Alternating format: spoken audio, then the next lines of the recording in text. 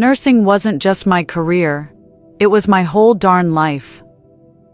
My days kicked off way before the sun even thought about peeking over the horizon, and they just bled right into these long, demanding nights. That hospital? Shoot, it felt more like home than my own apartment, which was this stark, impersonal place I barely saw for more than a few hours at a stretch. I'd always been the go-to gal, the one who'd stick around late, never batted an eye at an extra shift. It wasn't like I didn't dream about something more for myself, you know? But where in the heck was I gonna find the time or the energy to even look for it? Love, romance, intimacy. Those seemed like some kind of far-off fantasy. Luxuries for folks who weren't weighed down by this constant load of responsibility. Then they wheeled him in on a gurney. Just another patient in a never-ending line of them. Motorcycle accident, the paramedics said. Cracked ribs, a concussion, and a long haul of recovery staring him down. His face was all puffed up. His body looked like it had gone a few rounds in a boxing ring, bruised and beat up something fierce. And he was so still, you'd think he was barely hanging on. In those first few days, he was quiet as a mouse, real withdrawn. You could see the pain etched on his face, the way his brow was all furrowed, the tension clenching his jaw. I took care of him like I did all my patients, with a calm, professional kinda efficiency, but also with a touch of warmth to cut through that cold, clinical feel of the place. At first, he hardly said a word. His injuries had him all groggy and disoriented, and when he did try to talk, his voice was rough, almost raw, like he'd been yelling in the desert. It wasn't until his second week on the ward that I started to notice a shift. He was healing up slow but sure, and the meds they were pumping into him to kill the pain weren't leaving him in such a fog anymore. His eyes started following me when I'd walk into the room, sharp and kinda assessing, like he was trying to piece together who this person was, always hovering around his bedside. At first, I'd avoid looking back at him for too long. Felt kinda unprofessional, you know? Inappropriate.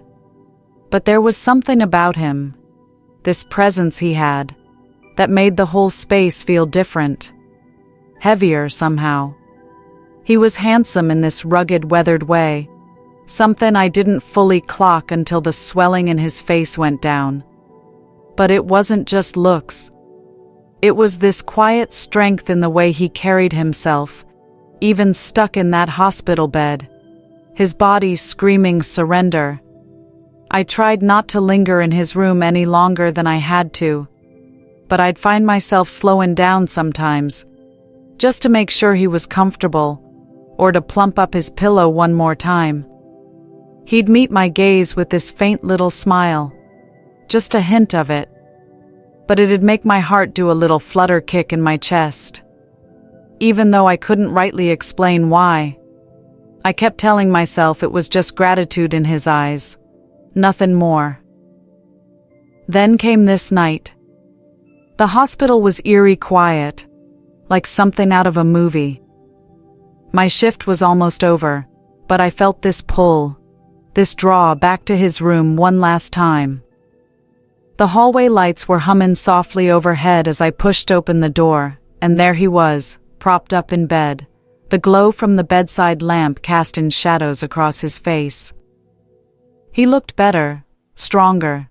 His injuries were mending, and there was this kind of confidence in his posture that hadn't been there before.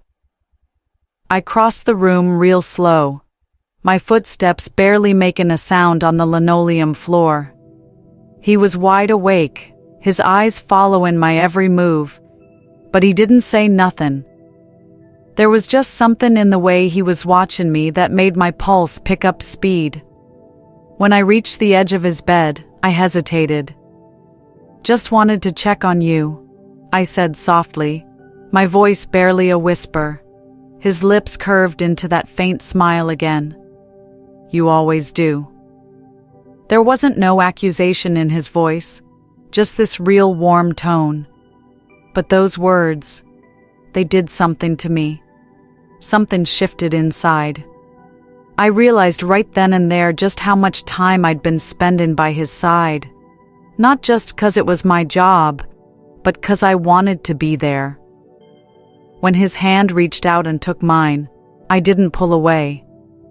His fingers were warm and a little rough against my skin, and that simple touch felt more intimate than anything I'd ever known.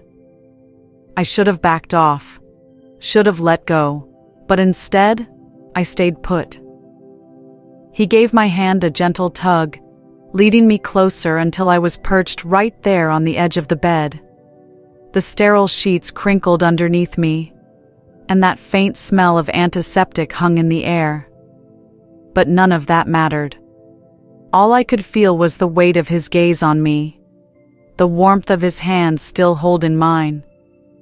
His other hand came up, brushing against my cheek with this tenderness that made my breath catch in my throat. My heart was racing, my pulse pounding in my ears as he leaned forward, his lips hovering just inches from mine. I didn't stop him when he kissed me. It was slow, deliberate, and my whole body just kind of melted into the touch. I felt the strength in his arms as he pulled me closer, his fingers tangling in my hair, and I just let myself fall into him completely. I shifted, and climbing carefully onto the bed beside him, my knees sinking into the mattress. His hands started exploring me, tentative at first, then with this growing confidence. His touch sent shivers right down my spine, igniting something deep and unspoken inside me. I was hyper-aware of every single sensation. The press of his body against mine, the heat of his skin where it met my own. His lips left this trail of fire along my jaw, down my neck, as his hands found the little buttons of my uniform, undoing them one by one with this excruciating patience. When he slid the fabric off my shoulders, bearing me completely, I felt vulnerable, but not afraid. His gaze swept over me, reverent and unhurried, and in that moment, I felt truly seen. He shifted, wincing just a little as his injuries reminded him they were still there, but I placed a hand on his chest, gently guiding him to lie back. I took the lead then, my movements slow and careful, my fingers tracing the lines of his body, avoiding the bruises and scars that marked his skin. When we finally came together, it was nothing like I'd ever experienced before. The intimacy of it, the quiet intensity, left me breathless. His hands gripped my hips, grounded me as our bodies moved together in this perfect rhythm, each motion drawing us closer, erasing the whole world outside that room. The hospital bed creaked beneath us, the sound almost too loud in the silence, but I didn't care. The only thing that mattered was him, the way he held me, the way he made me feel. When it was over, we lay there all tangled up, our breaths mingling in the stillness, his arms wrapped tight around me, his heart beating steady beneath my ear. And for the first time in a long, long time, I felt this deep sense of peace wash over me.